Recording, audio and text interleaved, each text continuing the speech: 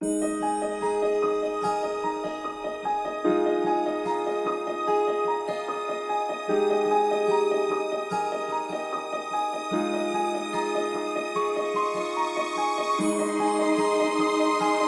tiga.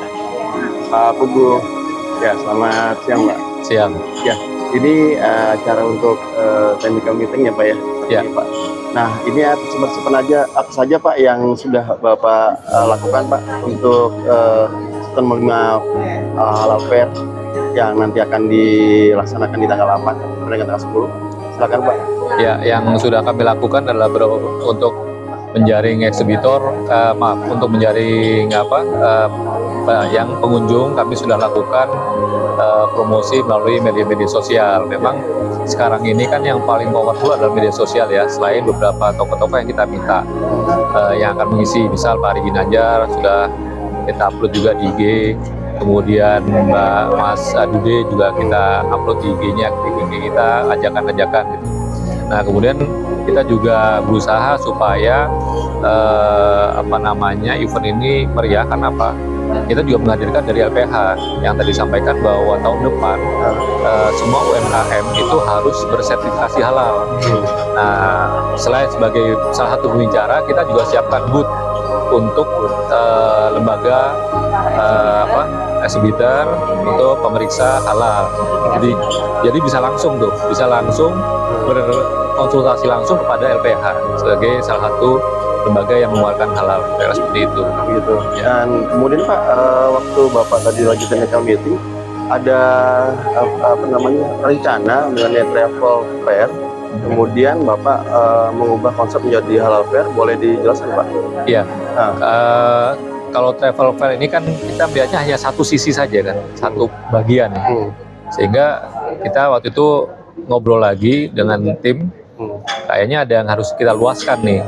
Sehingga kita luaskan, kita ganti konsepnya 165 halal fair, yang dimana travel adalah bagian dari halal fair.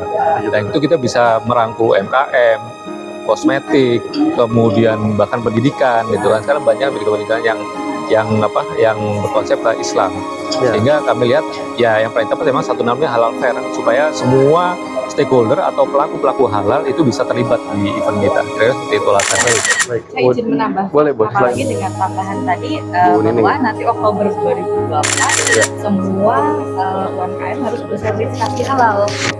Nah, jadi itu yang menjadikan kelebihan daripada 165 halal fair ini gitu. Dan untuk penambahan pengunjung sendiri sebenarnya mulai per hari kemarin itu sudah 500 pengunjung per hari untuk penambahannya. Iya, per hari gitu. Jadi yang awalnya dari minggu kemarin 2.200 per hari minggu kemarin sudah 4.800 gitu. Jadi memang penambahan untuk yang ambil tiket itu signifikan, 500 per hari gitu. Targetnya berapa Pak? Targetnya 10.000 pengunjung untuk 3 hari.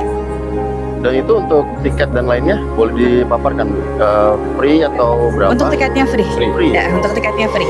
Iya, gitu. Baik. Kemudian untuk Bapak, Iya, izin. Ya, bagaimana Pak dengan adanya 165 halal fair untuk jenis Bapak itu LPH ya? Iya Pak. Itu membantu Bapak atau bagaimana Pak? Bisa dijelaskan? Ya, terima kasih Pak. Jadi harapan kita dengan adanya kolaborasi dan ada acaranya 165 halal fair ini, kita membantu pemerintah Pak, membantu pemerintah dalam sosialisasi sertifikat halal ya. Karena saat ini pelaku usaha itu, khususnya UMKM itu belum begitu memahami manfaat sertifikasi halal gitu. Nah, jadi kesadaran yang disampaikan oleh salah seorang teman kita tadi ini, kita membangun kesadaran para pelaku usaha, khususnya UMKM, usaha menengah dan besar itu pentingnya sertifikat halal. Jadi yang per tanggal 18 Oktober atau 17 Oktober tahun 2024 itu wajib bersertifikat halalnya untuk produk makanan, minuman, dan jasa pengolahan, jasa penyembelihan hewan, dan produk olahan daging, serta bahan-bahan yang berhubungan dengan produk makanan dan minuman gitu Pak. Karena dia ada kebertahapannya. Nanti setelah ini nanti ada kosmetika, ada barang gunaan. Tetapi ini tidak menutup kemungkinan bagi teman-teman kita pelaku usaha yang ngurus sertifikat halalnya sekarang itu, misalnya tadi ada saya tadi cerita diskusi di belakang itu mereka punya kerudung Pak. Nah kerudung ini kan digunakan oleh muslim untuk ibadah, sholat. Ya. Jadi kalau udah punya sertifikat halal mereka itu akan lebih meningkatkan level confident daripada pelaku usaha. Begitu juga obat dan kosmetika. Nah gitu Pak. Jadi kita berharap kedepannya tahun depan pun harus ada acara seperti ini. Karena apa? Karena kita akan membantu pemerintah untuk mencapai goal Indonesia sebagai pusat pemerintah kita pada tahun 2019 dulunya gitu. Demikian Pak gitu. Ya. Untuk kisarannya Pak, untuk sertifikasi itu berapa Pak? Dia minimal berapa? Biayanya kalau untuk UMKM itu di luar akomodasi transportasi 650.000. Kalau seandainya dia butuh pendampingan atau butuh bimbingan itu di luar itu Pak ya, tapi dasarnya seperti itu.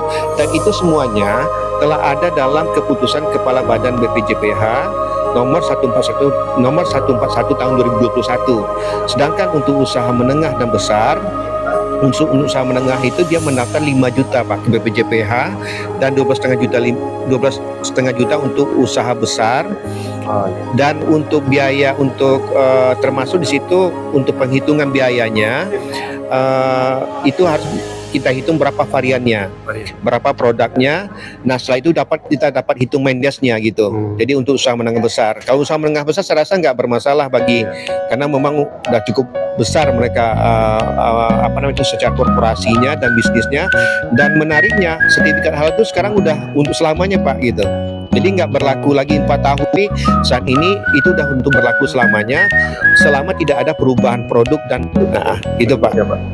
Jadi kalau zaman dulu tuh mungkin susah, berbelit-belit, lama, harganya mahal enggak, tapi ini lebih murah, lebih kompetitif harganya, tepat waktunya, dan juga proses itu gampang karena satu melalui si halal. Dan LPH Surveyor Indonesia punya kelebihan sebagai LPH utama dan juga dapat memeriksa usaha mikro kecil, usaha menengah besar baik di nasional maupun di internasional Pak gitu. Tanpa ada expired lagi ya, tanpa Iya, gitu.